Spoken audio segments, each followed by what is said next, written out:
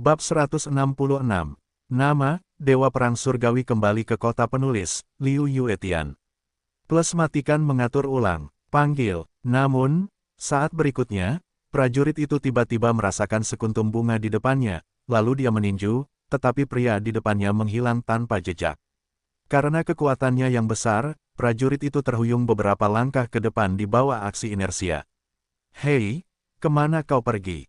Aku di sini. Pada saat ini, suara samar tiba-tiba terdengar di belakangnya.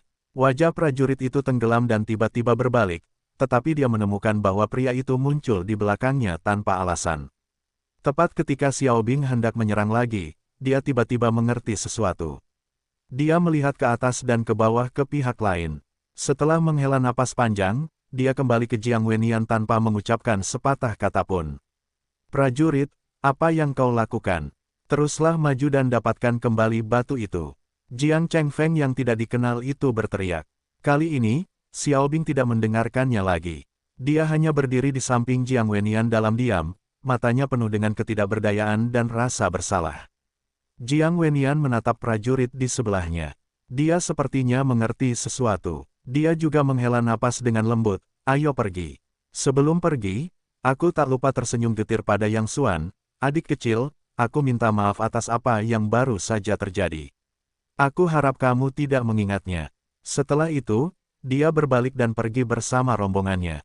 Hai, ayah. Jiang Chengfeng tampaknya masih belum mengerti petunjuknya, tetapi melihat ayahnya dan Xiao Bing begitu aneh, dia bergegas menyusul. Para penonton tidak tahu pintu masuk di sini. Mereka tampak bingung dan tidak tahu apa yang baru saja terjadi. Mengapa mereka tiba-tiba berhenti berdebat dengan bocah ini? Yang Xuan menghela napas pelan. Melihat punggung Tuan Jiang yang sudah tua pergi, dia tampak sedang berjuang dengan sesuatu. Setelah waktu yang lama, dia tampaknya telah mengambil keputusan dan berkata pada dirinya sendiri, tidak apa-apa. Aku akan membantumu sekali, katanya sambil memegang batu itu dan bersiap untuk pergi. Adik kecil, tolong tinggallah. Pada saat ini, pemilik pedagang itu menyusul lagi. Yang Xuan berkata sambil tersenyum, kamu baru saja mendengar tentang nilai batu ini. 5 juta pasti terlalu sedikit. Katakan saja jumlahnya. Tidak, bukan itu maksudku. Bos penjual itu berkata dengan yakin, aku akan mengembalikan uang itu kepadamu, kalau tidak aku tidak akan bisa tidur nyenyak. Oh, Yang Xuan bertanya-tanya, apakah kamu tidak mendengar apa yang dikatakan Tuan Jiang tadi? Dia akan membayar 5 miliar dolar untuk batuku. Berapa banyak Tuan Jiang bersedia memberikannya adalah urusannya. Bos penjual itu berkata dengan serius, tetapi menurutku, batu ini masih batu biasa. Jika itu memecahkan langit di mataku, harganya akan menjadi 100 yuan. Aku tidak ingin lebih, kalau tidak, aku tidak akan bisa tidur nyenyak seumur hidupku. Kemudian dia mengeluarkan ponselnya dan mengembalikan 5 juta yuan itu kepada Yang Xuan. Yang Xuan sedikit tertegun, lalu senyum bahagia muncul di sudut mulutnya. Tunggu. Yang Xuan mengeluarkan pulpennya, menuliskan nomor teleponnya di sebuah catatan, menyerahkannya kepada bos penjual dan berkata sambil tersenyum, ingat untuk menghubungi nomor ini untuk apapun di masa mendatang. Apapun bisa, anggap saja aku berutang budi padamu. Setelah itu, dia pergi sambil membawa batu di tangannya dan tersenyum. Sambil mendesah panjang, pemilik penjual menyelipkan catatan itu ke sakunya, lalu kembali ke kiosnya untuk berteriak. Orang-orang di dekatnya mengatakan dia bodoh, tetapi dia tidak menjelaskan sepatah kata pun. Dia hanya tertawa tetapi tidak berbicara. Meskipun dia hanya seorang penjaga kios, dia juga memiliki prinsipnya sendiri. Dia tidak membutuhkan siapapun untuk mengerti, apalagi menjelaskan kepada siapapun. Dia tidak menganggap serius catatan di sakunya, tetapi saat ini, dia tidak pernah membayangkan betapa irinya dia jika pemandangan ini dilihat oleh mereka yang mengenal Yang Xuan di dunia gelap. Markis termuda di dunia, juara yang menakutkan. Nilai yang bisa membuatnya berutang budi kepada orang lain jauh dari yang bisa diukur dengan 5 miliar. Pada saat yang sama, pemilik pedagang saat ini tidak akan menyangka bahwa dalam waktu dekat, ia akan menjadi orang besar yang hanya perlu menghentakkan kakinya dan seluruh bumi akan berguncang 3 kali, dan semuanya dimulai dari kertas catatan kecil ini. Pada saat yang sama, di dalam mobil hitam biasa, Jiang Wenian duduk di belakang dengan punggung bersandar pada sandaran kursi yang nyaman, matanya terpejam lembut dan sudut mulutnya sesekali berkedut sejenak. Ia tampak sedang memikirkan sesuatu. Ayah, mengapa ayah pergi begitu saja? Ayah tahu, batu itu mungkin harapan terakhir untuk menyelamatkan hidup ayah. Jiang Chengfeng duduk di kursi penumpang dengan wajah cemas. Sebenarnya, ia berbeda dari anak-anak orang kaya lainnya. Ia tidak pernah mendominasi, apalagi menindas orang lain. Namun kali ini, ia benar-benar harus melakukannya, karena ia tahu bahwa batu hitam itu mungkin satu-satunya harapan ayahnya untuk terus hidup. Jiang Wenyan mengabaikan Jiang Chengfeng, tetapi berkata pelan kepada prajurit yang mengemudi di depan, "Prajurit, seberapa kuat orang itu tadi?" Jiang Chengfeng tadi tidak melihat petunjuk apapun, tetapi Jiang Wenyan melihatnya dengan jelas. Prajurit yang setia kepadanya kembali kepadanya hanya setelah satu gerakan, yang berarti bahwa prajurit itu sama sekali bukan lawan orang itu. Prajurit itu tidak berbicara, tetapi perlahan-lahan mengulurkan 3 jari. "Maksudmu kau bahkan tidak bisa menahan 3 gerakan di tangannya?" Jiang Wenyan tampak sedikit terkejut. Xiao Bing telah mengikutinya selama bertahun-tahun. Dia tidak tahu banyak tentang keterampilan Xiao Bing. Bahkan dengan tangan kosong, orang biasa berusia 30 atau 40 tahun tidak bisa mendekatinya. Dia telah mengikutinya selama bertahun-tahun dan belum pernah melihatnya menderita di depan siapapun. "Tidak," suara prajurit itu terdengar sangat muram. "Maksudku, itu hanya karena jurus itu. Kalau saja dia tidak berbelas kasih, dia pasti punya setidaknya 3 kesempatan untuk membunuhku." Berdengung. Bahkan Jiang Wenyan yang berpengetahuan luas pun merasa kepalanya berdengung saat ini. Hanya dengan 1 jurus, orang itu punya 3 kesempatan untuk membunuh prajurit itu. Keahlian seperti itu sungguh mengerikan. Jiang Chengfeng juga berkeringat dingin. Saat ini, dia baru menyadari mengapa prajurit itu tiba-tiba berhenti tadi. Apakah orang itu seniman bela diri legendaris? Jiang Chengfeng terkejut. Meskipun dia tidak tahu seni bela diri, dia juga mendengar bahwa ada semacam orang di dunia ini yang berlatih kungfu sampai tingkat tertentu dan disebut seniman bela diri. Ada perbedaan besar antara praktisi seni bela diri dan ahli top di antara orang-orang biasa. Misalnya, Xiao Bing, yang dulunya bertarung di tinju hitam bawah tanah, sekarang menjadi ahli top di 3 tingkat pertama, terlepas dari apakah dia ditempatkan di arena terbuka atau rahasia, belum lagi juara. Namun, di hadapan praktisi bela diri sejati, dia juga merupakan jurang pemisah antara orang dewasa dan anak-anak TK. Menurutku, dia bukan hanya praktisi bela diri. Berdasarkan metode tubuhnya tadi, bahkan di antara praktisi bela diri, dia pasti berada di atas level menengah. Prajurit itu berkata dengan suara yang dalam. Sampai saat ini, dia masih memiliki rasa takut yang tersisa. Ini adalah pertama kalinya dia bertemu dengan seorang seniman bela diri. Dia tidak pernah menyangka bahwa pihak lain jauh lebih kuat dari yang dia kira. Level menengah. Kata ini sekali lagi mengejutkan Jiang Wenyan dan Jiang Chengfeng hingga berkeringat dingin. Jika jarak antara praktisi bela diri dan orang biasa adalah jarak antara pria dewasa dan anak-anak TK, maka jarak antara praktisi bela diri tingkat menengah dan praktisi bela diri biasa adalah sama.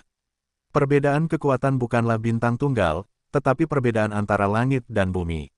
Sepertinya Tuhan akan membunuhku kali ini. Jiang Wenyan menghela nafas. Jiang Chengfeng menggertakkan giginya dan berkata, "Ayah, masih terlalu dini untuk mengatakan ini. Kita harus punya cara lain. Jika ini masalah besar, aku akan kembali ke orang itu sekarang, bahkan berlutut dan bersujud padanya dan menjadi sapi dan kuda baginya, asalkan dia bisa memberi kita batu itu." "Chengfeng, mengapa kamu masih begitu naif?" Jiang Wenyan berkata sambil tersenyum masam, "Di mata seniman bela diri, kita seperti semut. Menurutmu siapa yang peduli dengan permohonan semut?" Jiang Chengfeng terdiam. Dia hanya mengepalkan tangannya erat-erat. Matanya penuh dengan rasa sakit dan ketidakberdayaan yang tak berujung. Apakah tidak ada cara lain? Jiang Chengfeng tidak mau mengatakannya. Namun, Jiang Wenyan memberinya jawaban terbaik dengan diam. "Penyakit aneh ayahku telah menggangguku selama lebih dari 10 tahun. Aku telah mengunjungi banyak dokter terkenal, tetapi aku tidak dapat berbuat apa-apa." Sebenarnya, Jiang Wenyan seharusnya telah mengemudikan bangau ke barat sejak beberapa tahun yang lalu, tetapi untungnya, dia diselamatkan oleh seorang pertapa dari latihan Gunung Songnan. Namun, pertapa itu juga mengatakan bahwa dia hanya dapat hidup selama beberapa tahun lagi. Satu-satunya cara untuk benar-benar mengatasi penyakit aneh ini adalah dengan menemukan sejenis batu racun hitam. Hanya benda yang terbungkus dalam batu racun hitam yang dapat menyelamatkan nyawa Jiang Wenian.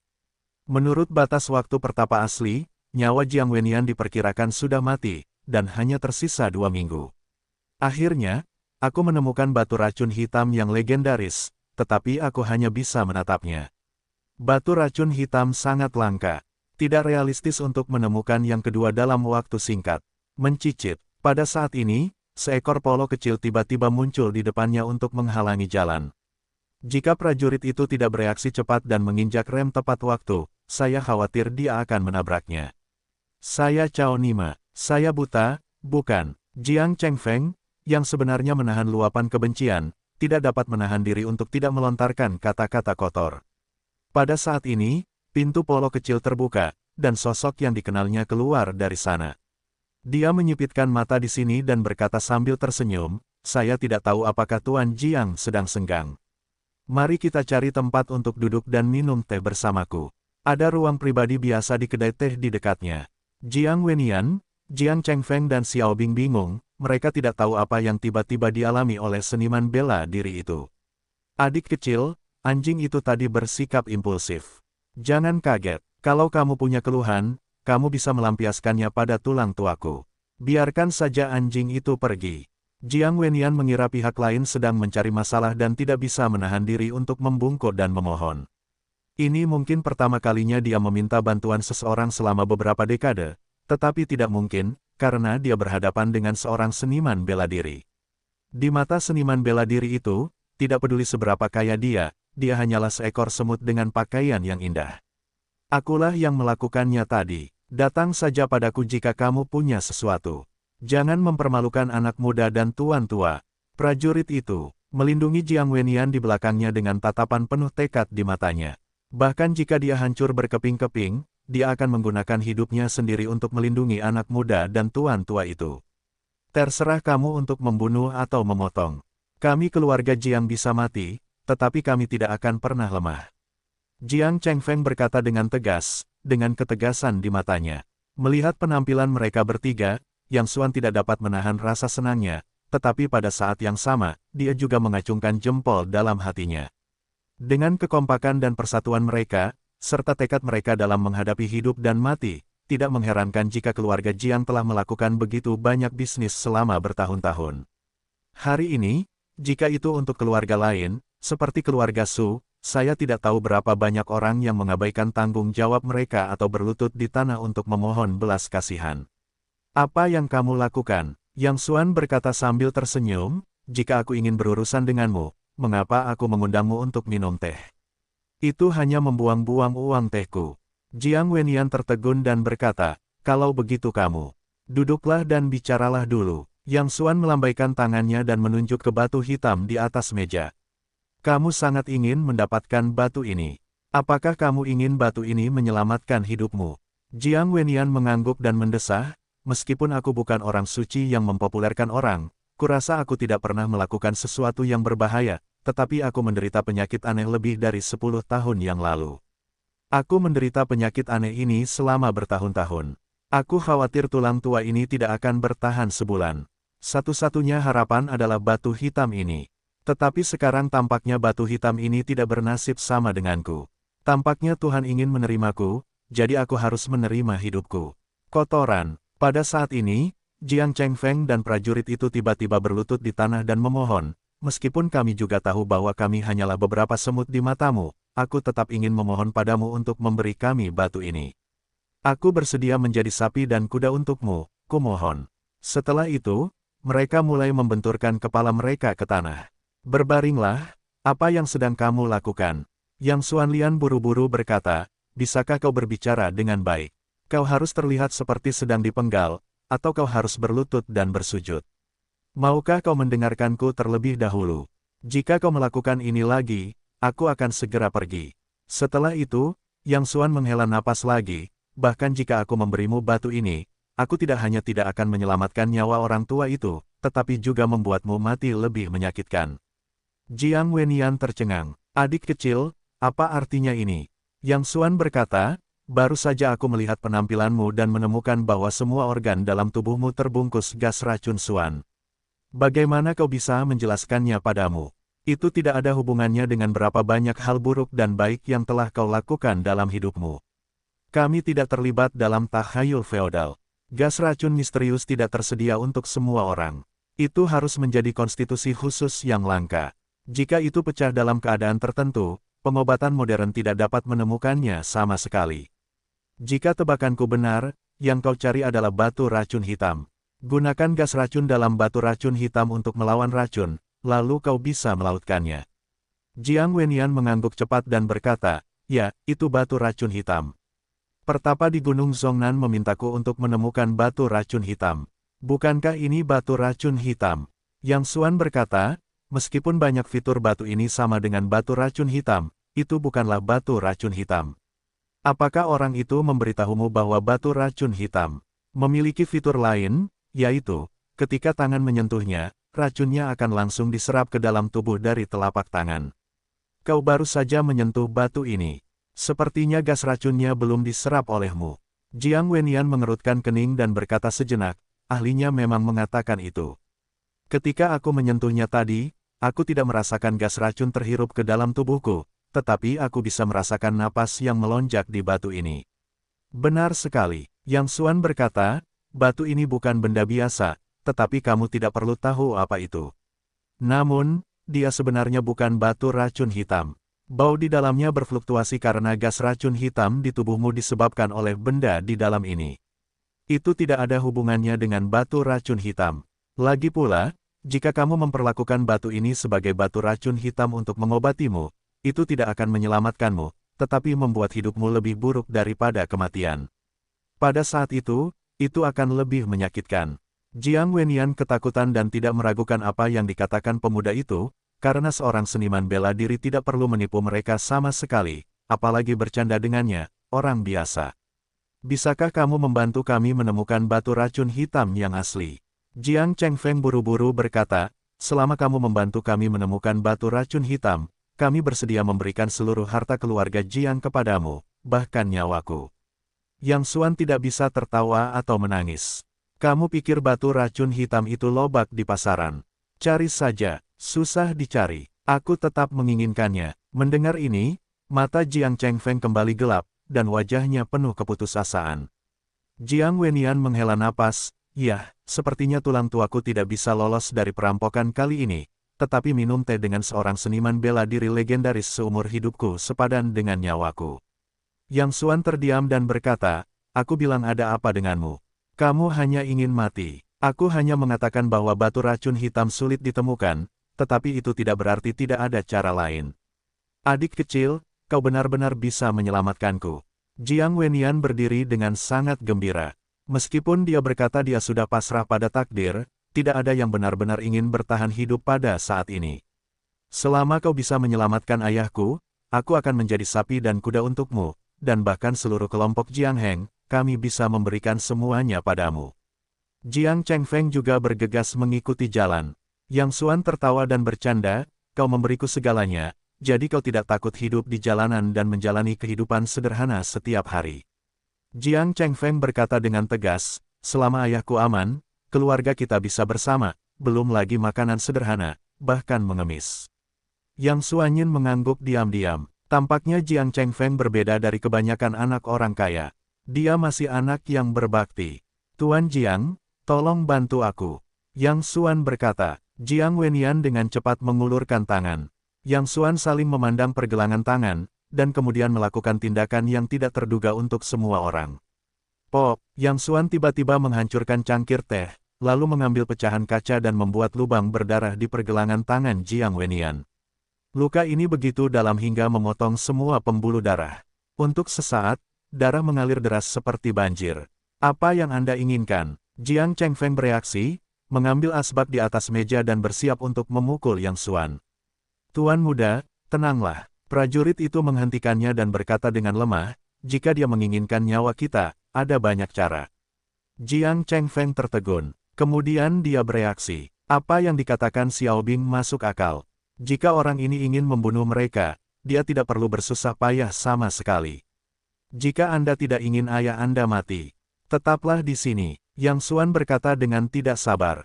Melihat wajah Jiang Wenian yang kesakitan, dia berkata dengan lemah, "Tuan Jiang, Anda tidak perlu panik. Untuk menghilangkan racun misterius pada Anda perlu memotong pembuluh darah Anda dan melepaskan sebagian racunnya." Jiang Wenian merasakan sakit di pergelangan tangannya dan menggertakkan giginya. "Semuanya tergantung padamu, adik kecil." Jiang Chengfeng khawatir. Meskipun dia juga tahu bahwa pria itu tidak mencoba membunuh ayahnya, dia tetap merasa sangat tidak nyaman ketika mendengar perlakuan pihak lain. "Aku tidak bisa menahan diri untuk tidak mengumpulkan keberanianku, tetapi jika darahnya keluar seperti ini, bahkan jika racunnya sudah hilang, ayahku juga harus. Jika kamu tidak ingin ayahmu menyembuhkan penyakitnya, teruslah bicara omong kosong." Yang Xuan berkata dengan tidak sabar. Prajurit di sebelahnya diam-diam menarik lengan Jiang Chengfeng dan memberi isyarat kepadanya untuk tidak bersuara. Meskipun Xiaobing bukan seorang praktisi bela diri, dia adalah seorang master top di antara orang-orang biasa. Dia dapat mencapai level praktisi bela diri hanya selangkah lagi, tetapi dia telah terjebak dalam kemacetan dan tidak dapat melewatinya. Oleh karena itu, dia tahu lebih banyak tentang kekuatan seniman bela diri daripada Jiang Chengfeng. Dia tahu bahwa pria ini pasti punya alasan untuk melakukannya. Dengan semakin banyaknya kehilangan darah, wajah Jiang Wenian mulai memucat dan seluruh tubuhnya ambruk. Kalau tidak, Jiang Chengfeng memeluknya di dekatnya. Dia bahkan tidak memiliki kekuatan untuk duduk sekarang. Jiang Chengfeng menatap ayahnya seperti ini. Dia semakin khawatir. Jika darah mengalir keluar lagi, ayahnya harus mati kehabisan darah. Tepat ketika dia tidak dapat menahannya dan baru saja akan melanjutkan berbicara, Yang Xuan tiba-tiba melakukan gerakan yang tak terbayangkan. Dia mengambil sepotong kaca, membuat lubang darah di pergelangan tangannya, dan kemudian menempelkan luka itu dengan luka Jiang Wenian. Kemudian Yang Xuan menyatukan jari-jarinya dengan tangan satunya, wajahnya membeku, dan dia mencoba untuk memilih titik akupuntur di hatinya. Beberapa detik kemudian, wajah Jiang Wenian perlahan mulai pulih dari warna darahnya, dan dia memiliki kekuatan untuk berbicara lagi. Dia buru-buru berseru, "Adik kecil, kamu tidak bisa melakukannya." Dia dapat dengan jelas merasakan bahwa darah pihak lain terus-menerus memasuki tubuhnya dari luka di pergelangan tangannya. "Jangan bicara, atau semua usahamu sebelumnya akan sia-sia." Wajah Yang Xuan menjadi sangat jelek saat ini, dan dahinya penuh dengan butiran keringat dingin. Setelah beberapa saat, ketika wajah Jiang Wenian benar-benar normal, Yang Xuan dengan cepat menggerakkan pergelangan tangannya dan menyalakan beberapa titik akupuntur di pihak lain. Darah di pergelangan tangan Jiang Wenian segera berhenti. "Apakah kamu merasakan racun di tubuhmu?" Yang Xuan menutupi pergelangan tangannya dan berkata. Jiang Wenian memejamkan matanya, berdiri lagi dan menggerakkan tubuhnya. Wajahnya sangat gembira, "Aku baik-baik saja." Mendengar ini, Jiang Chengfeng sangat gembira. "Ayah, apakah ini benar?" "Benarkah? Aku baik-baik saja." Ayah dan anak itu tampak sangat gembira, lalu menoleh untuk melihat Yang Xuan. Ayah dan anak itu berlutut di tanah bersama, "Adikku, aku tidak akan pernah melupakan kebaikan hati yang menyelamatkan hidupku." Jiang Chengfeng menatap Yang Xuan, yang pucat, dan berkata dengan rasa bersalah, "Jika kamu ingin memberikan transfusi darah sekarang, hilangkan saja milikku. Bagaimana kamu bisa melukai tubuh dermawanmu sendiri? Kehilangan darahmu tidak ada gunanya." Yang Xuangang baru saja kehilangan banyak darah karena Jiang Wenian. Wajahnya juga tampak sedikit pucat. Dia memegangi pergelangan tangannya dan berkata, "Jika begitu mudah untuk menemukan darah seseorang, itu tidak akan terjadi hari ini. Saya tidak meminta pujian. Hari ini adalah hari keberuntunganmu. Anda baru saja bertemu saya, kalau tidak, Sang Abadi tidak akan bisa membantu Anda." Memang benar bahwa Yang Xuan sendiri memiliki tubuh yang istimewa. Ia adalah tubuh yang murni. Darahnya tak terkalahkan dan dapat melenyapkan racun-racun aneh di dunia.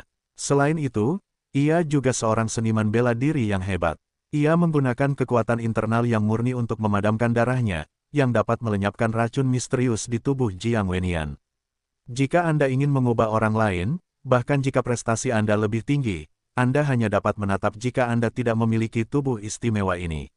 Dermawan, mulai sekarang, semua yang ada di Jiang Wenian, termasuk kelompok Jiang Heng saya, akan diserahkan kepada Dermawan. Meskipun ini bukan apa-apa di mata Dermawan, itu juga niat saya. Tolong jangan menolak. Jiang Wenian berkata dengan tulus. "Kalian berdua bangun dan bicara dulu." Yang Xuan menghela napas dengan lembut. Ia menghargai ayah dan anak itu di dalam hatinya. Baik karakter moral maupun aspek lainnya sangat baik, dan ia tahu bagaimana cara bersyukur. Ia sangat berbeda dari para pengusaha yang berhati-hati sepanjang hari. Simpan saja untuk dirimu sendiri. Aku tidak kekurangan benda itu. Adalah baik untuk menyelamatkanmu hari ini. Lakukan lebih banyak kesejahteraan publik di masa depan, bahkan jika itu adalah umpan balik terbesar bagiku. Jiang Wenyan berdiri, tidak terus bersikeras, dan berkata dengan tulus, bagaimanapun, kamu adalah dermawan penyelamat hidup seseorang di Jiang. Selama dermawan itu dapat menggunakan tulang lamaku di masa depan, aku tidak akan pernah menyerah. Selain itu, kembalilah dan kultivasikan dirimu selama beberapa hari. Aku punya sesuatu untuk dilakukan terlebih dahulu. Yang Xuan melambaikan tangannya, lalu mengambil batu hitam di atas meja dan pergi tanpa menoleh ke belakang. Jiang Wenyan dengan hormat membungkuk 90 derajat sampai tubuh pihak lain benar-benar menghilang di pintu. Untuk waktu yang lama, dia perlahan-lahan menegakkan tubuh.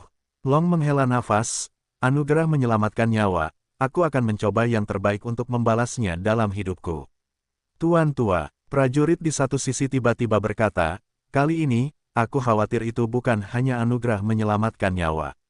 Saudaraku baru saja membayar harga yang mahal untukmu. Oh, apa yang terjadi? Jiang Wenyan buru-buru bertanya. Prajurit itu melihat ke arah Yang Xuan pergi dan berkata, praktisi bela diri berbeda dari orang biasa. Jika orang biasa kehilangan terlalu banyak darah dan berkultivasi selama beberapa waktu, mereka akan menebusnya. Tetapi bagi seorang praktisi bela diri, darah adalah fondasi untuk menyimpan esensi dan ki. Jika dia kehilangan begitu banyak darah sekaligus, bahkan jika dia menebus darahnya, itu akan sangat memengaruhi kultivasinya di masa depan. Ini seperti, jika kekuatannya berada di tingkat menengah seni bela diri, dia kemungkinan akan menerobos ke tingkat tinggi di masa depan, tetapi dia tidak akan pernah menerobos karena kehilangan darah ini. Seluruh tubuh Jiang Wenyan gemetar dan menutup matanya. Sungguh kebaikan yang luar biasa, aku harus membersihkan hidup seseorang. Yang Xuan sedang mengemudi, wajahnya tampak sedikit pucat, dan napasnya jauh lebih lemah. Xiao Bing benar, darah adalah tempat praktisi bela diri menyimpan esensi dan ki, jadi darah praktisi bela diri sangat berharga. Yang Xuan kehilangan begitu banyak darah sekaligus, dan seluruh tubuhnya tampak kelelahan. Namun, kehilangan darah ini akan kembali setelah beberapa hari.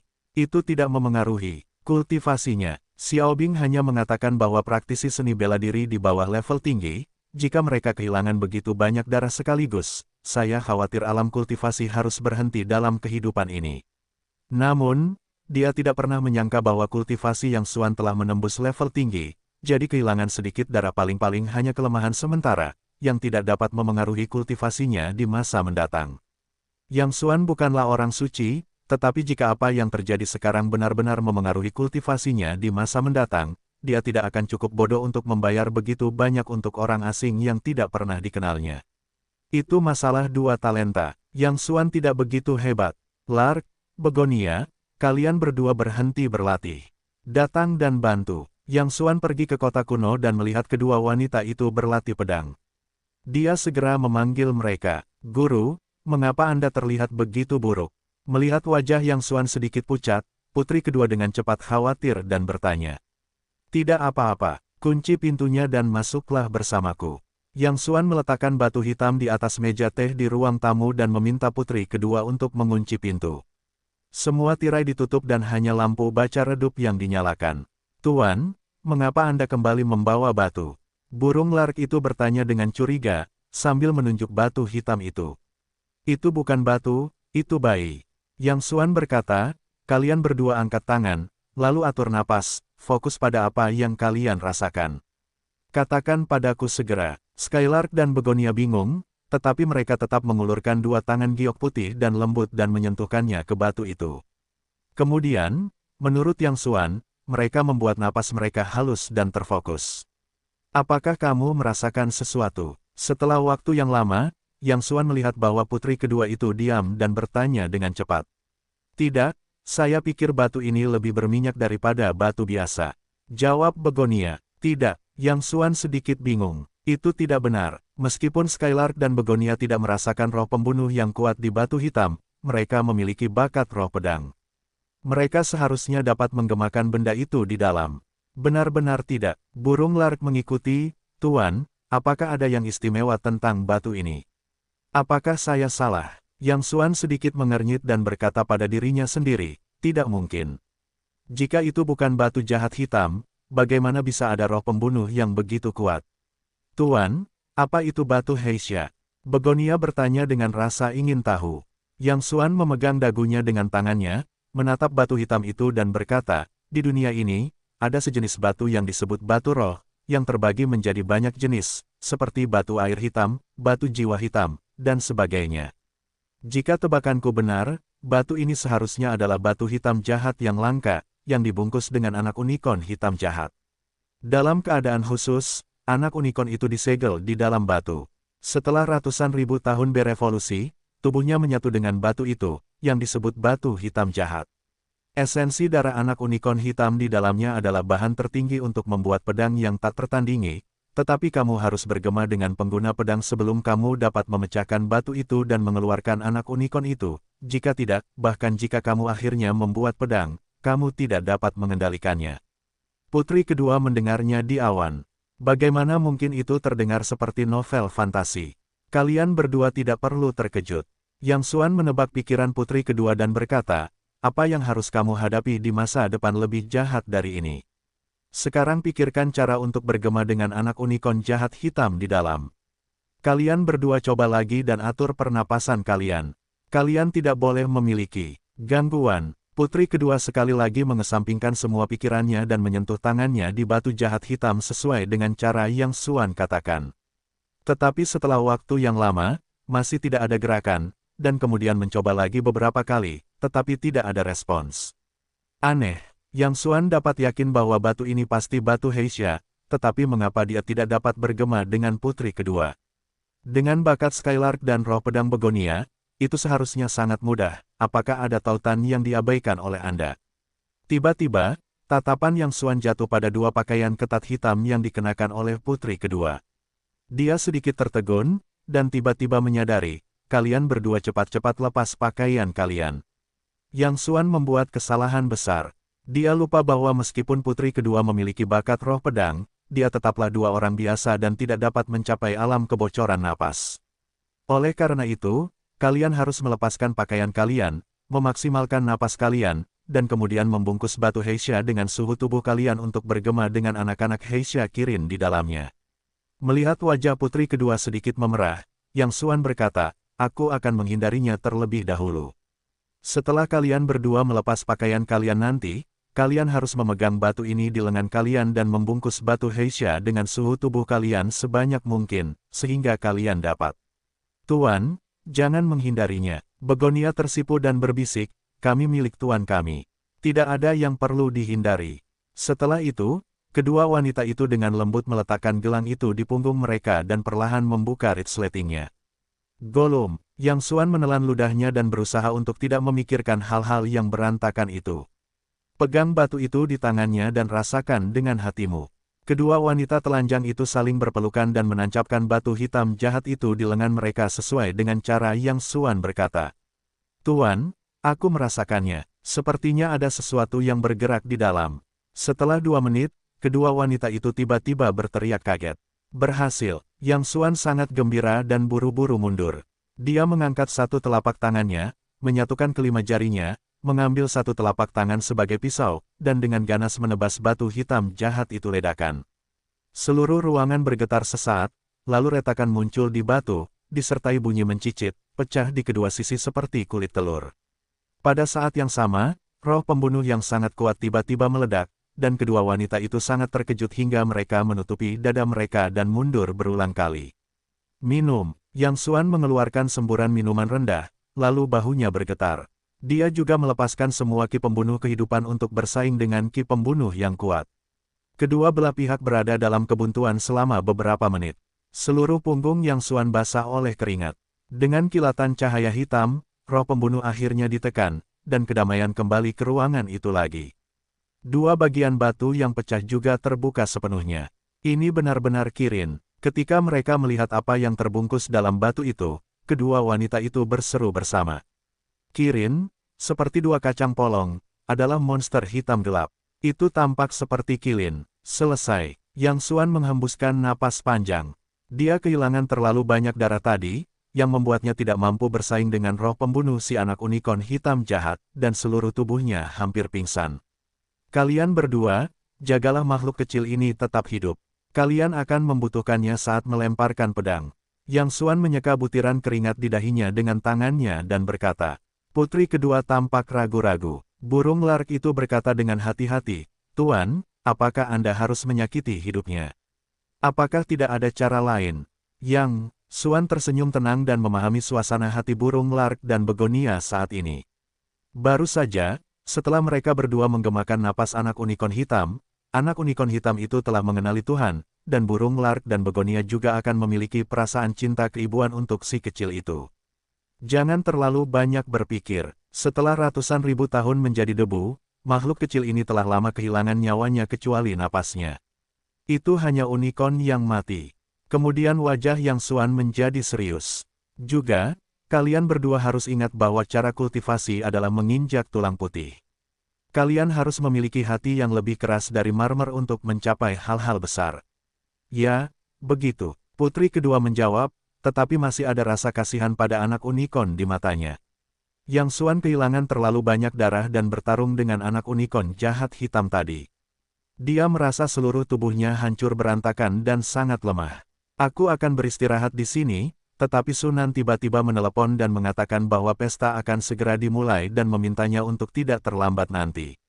Apa-apaan ini? Yang Xuan ingat bahwa dia akan menghadiri jamuan penyambutan bajingan Lin Xiping nanti. Sunan berdiri di pintu restoran dan melihat Yang Xuan keluar dari mobil. Dia bergegas menghampiri dan berkata dengan cemas, aku masih sedikit khawatir. Lin Xiping pasti tidak tahu terima kasih. Aku tidak yakin dia akan mengatakan hal buruk kepadamu nanti. Kalau tidak, lebih baik kamu berpura-pura sakit dan aku akan memberi tahu Nainai. Haha, tidak perlu. Yang Xuan menutup pintu sambil tersenyum dan berkata, karena bocah itu sengaja menjebakku, jika aku tidak pergi, dia tidak tahu bagaimana memfitnahku di depan neneknya. Saat itu, bahkan kamu harus terlibat. Petik 2. Tapi, bagaimana kalau dia berbicara terlalu keras kepadamu nanti? Sunan masih khawatir. Haha, jangan khawatir. Ini bukan pertama kalinya. Aku sudah terbiasa dengan hal itu sejak lama. Ayo cepat, atau bocah itu akan melompat lagi nanti. Sambil berbicara, dia memegang tangan kecil Sunan dan berjalan menuju restoran. Sunan tiba-tiba merasakan luapan rasa bersalah di hatinya. Selama lebih dari 2 tahun, Yang Xuan bersikap konservatif dan sinis setiap hari, dan dia tidak menyukai Yang Xuan dengan orang luar. Berpikir bahwa Yang Xuan akan diejek lagi nanti, ada semburan rasa sakit yang menusuk di hatinya. Pria ini jelas bukan pengecut, tetapi dia bersedia menanggung begitu banyak hal untuk dirinya sendiri, tetapi dia tidak mengerti pikirannya. Maaf, Anda tidak bisa masuk. Baru saja berjalan ke pintu restoran, seorang penjaga keamanan tiba-tiba datang, mengulurkan tangan dan menghentikan Yang Xuan, berkata, ada peraturan di toko kami, dan mereka yang berpakaian tidak lengkap tidak diizinkan masuk. Yang Xuan saling memandang dan berkata sambil tersenyum, bagaimana saya bisa rapi? Apakah ada masalah dengan pakaian saya? Penjaga keamanan itu menatap dagunya dan berkata, tidak ada peraturan yang jelas, tetapi setidaknya Anda tidak bisa masuk dengan berpakaian. Kami tidak menerima pekerja migran di sini. Dia suamiku. Dia di sini untuk pesta. Sunan bergegas maju. Petugas keamanan itu bergegas menghampiri Sunan dan berkata, kamu boleh masuk, tapi dia tidak boleh. Seperti yang kukatakan, kami tidak menerima pekerja migran di sini. Pekerja migran memprovokasimu. Kenapa kamu? Sunan baru saja akan membantah, tapi Yang Xuan tiba-tiba mengangkat tangannya dan menariknya dengan lembut. Ya, aku pekerja migran, haha. Yang Xuan menyipitkan matanya. Saat ini, dia melihat bahwa petugas keamanan itu sengaja membuat masalah untuknya. Itu mungkin diatur oleh cucu Lin Xiping. Hanya saja kamu hanya seorang petugas keamanan kecil. Ketika tenaga kerja dan modal datang ke sini untuk menghabiskan uang, kamu hanya bisa menjadi pengawas di pintu. Apakah kamu pikir kamu sangat bangga? Yang Xuan menyipitkan matanya dan tersenyum. Ini membuat petugas keamanan itu kesal dan berkata dengan marah, keluar dari sini, atau jangan salahkan aku karena bersikap kasar. Ada apa? Pada saat ini, suara seorang pria datang dari samping. Setelan Lin Ziping datang langsung ke sini. Ketika petugas keamanan itu melihat Lin Ziping, dia segera mengibaskan ekornya dan menjilatinya seperti anjing pesek. Dia mengatakan apa yang baru saja terjadi. Meskipun dia berpura-pura tidak mengenal Lin Ziping, dia mengedipkan mata saat berbicara. Jelas bahwa dia pernah berhubungan dengan Lin Ziping sebelumnya. Kentut, ini temanku. Lin Ziping berpura-pura memarahi petugas keamanan itu, lalu menoleh dan tersenyum pada Yang Xuan. Jangan kaget, saudara Yang. Ini semua salahku. Aku belum memberitahumu sebelumnya. Tempat mewah seperti itu tidak menerima orang dengan pakaian yang tidak rapi. Jangan salahkan petugas keamanan itu. Dia juga tugasnya. Yang Xuan juga tetap tenang dan berkata sambil tersenyum, menurutmu apa yang dimaksud dengan rapi dan bersih? Apakah kamu harus mengenakan jas dan dasi? Tapi menurutku ada banyak orang di dalam dan luar sini yang mengenakan kaos oblong. Lin Ziping berkata sambil tersenyum, kamu tidak perlu memakai jas dan dasi. Kamu bisa memakai kaos oblong. Sebenarnya, kakak yang tidak punya masalah dengan pakaiannya. Hanya saja temperamennya mungkin sedikit lebih buruk. Dia terlihat seperti tidak berpakaian bagus.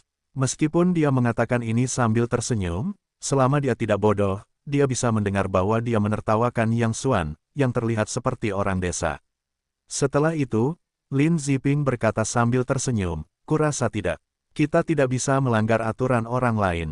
Pertama-tama kembalilah dan mandi, lalu ganti pakaian untuk menebus kurangnya temperamen, dan kemudian kembali. Kami bisa menunggumu sambil makan.